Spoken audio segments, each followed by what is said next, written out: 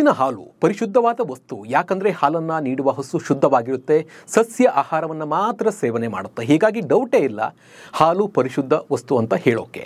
ಹಿಂದೂ ಸಂಪ್ರದಾಯದಲ್ಲಿ ಹಸುವನ್ನು ದೇವರಂತೆ ಪೂಜೆ ಮಾಡ್ತಾರೆ. ಹಸುವಿಗೆ ಮಾಂಸ ತೊಳೆದ ನೀರು ಕೂಡ ಕೊಡಲ್ಲ, ಅಷ್ಟು ಪಾವಿತ್ರತೆಯನ್ನು ಕಾಪಾಡಿಕೊಂಡು ಬರಲಾಗುತ್ತೆ. ಆದರೆ ನಿಮಗೆ ಗೊತ್ತಾ, ಹಸು ಕೂಡ ಮಾಂಸ ತಿನ್ನುತ್ತೆ ಅನ್ನೋದು, ರಕ್ತ ಕುಡಿಯುತ್ತೆ ಅನ್ನೋದು? ನಿಮಗೆ ತಲೆ ಕೆಟ್ಟಿದೆಯಾ, ಹುಚ್ಚ ಅಂತ ನೀವು ಹೇಳ್ಬೋದು. ಆದರೆ ಇದು ನಿಜ. ನಮ್ಮ ದೇಶಕ್ಕೆ ಬರೋಕೆ ರೆಡಿಯಾಗಿದೆ ಮಾಂಸ ತಿನ್ನೋ ಹಸುಗಳ ಹಾಲು. ಬನ್ನಿ ಹಾಗಿದ್ರೆ ಏನಿದು ಮಾಂಸ ತಿನ್ನೋ ಹಸು ಹಾಲು ಅನ್ನೋದನ್ನು ನಿಮಗೆ ತಿಳಿಸಿಕೊಡ್ತಾ ಹೋಗ್ತೀನಿ. ನಾನು ನಿಮ್ಮ ಶಿವರಾಜ್ ಬಾಣಂಕಿ. ನೀವು ಸುದ್ದಿಯಾನದ ಸಬ್ಸ್ಕ್ರೈಬರ್ ಆಗೋದನ್ನು ಮರಿಬೇಡಿ.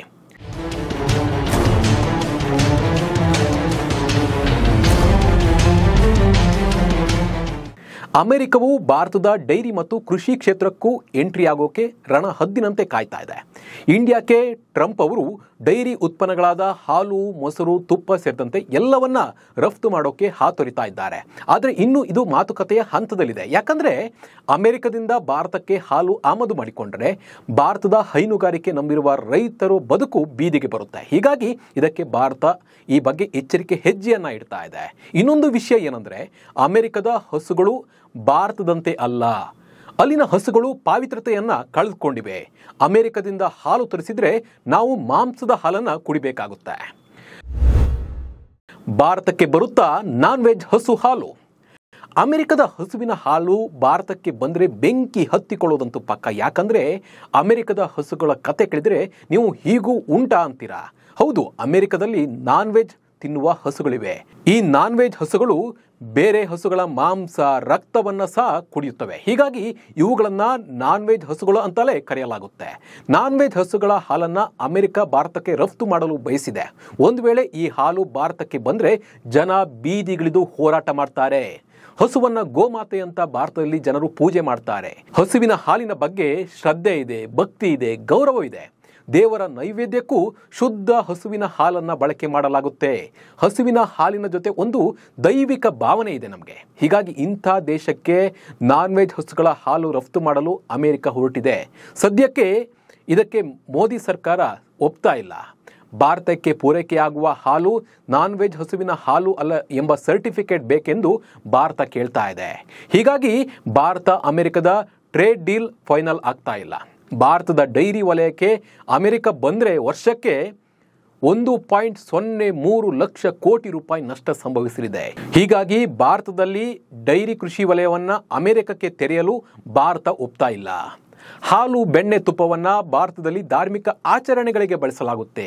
ದೇವರ ಅಭಿಷೇಕ, ದೇವರ ಪ್ರಸಾದ, ತಿರುಪತಿ ತಿಮ್ಮಪ್ಪನ ಲಡ್ಡು ತಯಾರಿ ಸೇರಿದಂತೆ ವಿವಿಧ ಧಾರ್ಮಿಕ ಆಚರಣೆಗಳಿಗೆ ಹಾಲು, ಮೊಸರು, ಬೆಣ್ಣೆ, ತುಪ್ಪಗಳನ್ನು ಬಳಸಲಾಗುತ್ತೆ.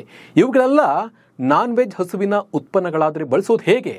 ಜನರ ಧಾರ್ಮಿಕ ನಂಬಿಕೆ, ಭಾವನೆಗೆ ಧಕ್ಕೆ ಬರುತ್ತೆ ಅನ್ನೋದು ಕೇಂದ್ರ ಸರ್ಕಾರದ ಆತಂಕ. ಜೊತೆಗೆ ಭಾರತದಲ್ಲಿ ಕೋಟ್ಯಾಂತರ ಮಂದಿ ಸಸ್ಯಾಹಾರಿಗಳಿದ್ದಾರೆ. ಸಸ್ಯಾಹಾರಿಗಳು ಹಸುವಿನ ಹಾಲನ್ನು ಸಸ್ಯಾಹಾರ ಎಂದೇ ಉಪಯೋಗ ಮಾಡ್ತಾ ಇದ್ದಾರೆ. ಅಮೆರಿಕದ ನಾನ್ ವೆಜ್ ಹಸುವಿನ ಹಾಲು ಭಾರತಕ್ಕೆ ಬಂದರೆ ಅದನ್ನು ಮಾಂಸಾಹಾರದ ಉತ್ಪನ್ನ ಎಂದು ತಿರಸ್ಕರಿಸಬೇಕಾಗುತ್ತೆ. ಅದರ ಜೊತೆ ನಮ್ಮ ಹಸುವಿನ ಹಾಲಿನ ಮೇಲೆ ಅನುಮಾನ ಬರೋಕೆ ಶುರು ಆಗುತ್ತೆ. ಹೀಗಾಗಿ ಭಾರತ ಈ ಬಗ್ಗೆ ಎಚ್ಚರಿಕೆ ಹೆಜ್ಜೆಯನ್ನು ಇಡ್ತಾ ಇದೆ. ಅಮೆರಿಕದಲ್ಲಿ ಹಸುಗಳಿಗೆ ಮೀನು, ಚಿಕನ್, ಹಂದಿ ಮಾಂಸವೇ ಆಹಾರ. ನಿಜಕ್ಕೂ ಇದನ್ನು ಕೇಳಿದರೆ ಶಾಕ್ ಆಗುತ್ತೆ ಅಲ್ವಾ? ಆದರೆ ಇದು 100% ನಿಜ. ಅಮೆರಿಕದಲ್ಲಿ ಹಸುಗಳಿಗೆ ಹಂದಿ ಮಾಂಸ, ಮೀನು, ಚಿಕನ್, ಬೆಕ್ಕು, ನಾಯಿ ಮಾಂಸಗಳನ್ನು ನೀಡಲಾಗುತ್ತಂತೆ. ಹಸುಗಳು ಪ್ರೋಟೀನ್ಗಾಗಿ ಕುದುರೆ ರಕ್ತ ಹಾಗೂ ಹಂದಿ ಮಾಂಸವನ್ನು ಸೇವನೆ ಮಾಡುತ್ತೆ ಅಂತ ಹೇಳಿ ಅಮೆರಿಕದ ದಿನಪತ್ರಿಕೆಯಾದ ಸಿಯಾಟಲ್ ಟೈಮ್ಸ್ನಲ್ಲಿ ವರದಿ ಪ್ರಕಟವಾಗಿದೆ. ಅಷ್ಟೇ ಅಲ್ಲ, ಹಲವು ಕಡೆ ಅಮೆರಿಕದಲ್ಲಿ ಹಸುಗಳಿಗೆ ಪೋಲ್ಟ್ರಿಗಳ ಕಸ, ಕೋಳಿ ರೆಕ್ಕೆ ಪುಕ್ಕ, ಚಿಕನ್ ಡ್ರಾಫಿಂಗ್ ಅನ್ನು ಕಡಿಮೆ ವೆಚ್ಚದ ಆಹಾರವಾಗಿ ನೀಡಲಾಗುತ್ತೆ ಅಂತ ಹೇಳಿ ಸಿಯಾಟಲ್ ಟೈಮ್ಸ್ ವರದಿಯಲ್ಲಿ ಉಲ್ಲೇಖಿಸಿದ್ದಾರೆ.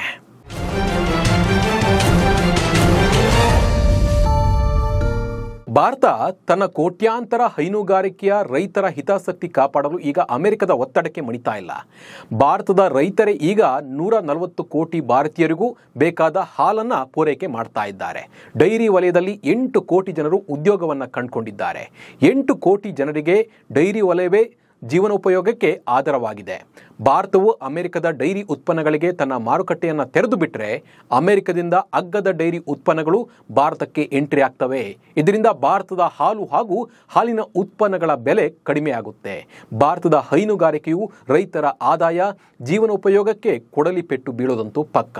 ಹೀಗಾಗಿ ಕೃಷಿ ಕ್ಷೇತ್ರಕ್ಕೆ ಎಂಟ್ರಿ ಆಗಲು ಅಮೆರಿಕಕ್ಕೆ ಅವಕಾಶ ಕೊಡಲು ಸಾಧ್ಯವಿಲ್ಲ ಎಂದು ಭಾರತದ ಅಧಿಕಾರಿಗಳು ಸ್ಪಷ್ಟವಾಗಿ ಹೇಳ್ತಾ ಇದ್ದಾರೆ. ಭಾರತ ಮತ್ತು ಅಮೆರಿಕ ನಡುವೆ 2030ರ ವೇಳೆಗೆ $500 ಮಿಲಿಯನ್ ದ್ವಿಪಕ್ಷೀಯ ವಾಣಿಜ್ಯ ವ್ಯವಹಾರ ನಡೆಸಬೇಕೆಂಬ ಗುರಿಯನ್ನ ಭಾರತ ಅಮೆರಿಕ ಹೊಂದಿದೆ. ಹೀಗಾಗಿ ಭಾರತದ ಡೈರಿ ಕೃಷಿ ಕ್ಷೇತ್ರಕ್ಕೆ ಎಂಟ್ರಿ ಆಗಲು ತಮ್ಮ ಉತ್ಪನ್ನಗಳನ್ನು ರಫ್ತು ಮಾಡಲು ತಮಗೆ ಅವಕಾಶ ನೀಡಬೇಕೆಂದು ಅಮೆರಿಕ ಕೇಳಿಕೊಳ್ತಾ ಇದೆ. ಡೈರಿ ಕೃಷಿ ಕ್ಷೇತ್ರಗಳ ವಿಷಯದಲ್ಲಿ ಭಾರತ ಒಂದು ತಪ್ಪು ನಿರ್ಧಾರ ತಗೊಂಡ್ರೆ ಭಾರತದ ಕೃಷಿಕರ ಜೀವನ ಬೀದಿಗೆ ಬೀಳೋದಂತೂ ಪಕ್ಕ. ಹೀಗಾಗಿ ಈ ವಿಷಯದಲ್ಲಿ ಭಾರತ ಸರ್ಕಾರ ಸಾಕಷ್ಟು ಎಚ್ಚರಿಕೆ ಹೆಜ್ಜೆಯನ್ನ ಇಡ್ತಾ ಇದೆ. ಈ ಬಗ್ಗೆ ನಿಮ್ಮ ಅನಿಸಿಕೆ ಮತ್ತು ಅಭಿಪ್ರಾಯವನ್ನ ನಮಗೆ ಕಮೆಂಟ್ ಮೂಲಕ ತಿಳಿಸಿ. ನಮಸ್ಕಾರ.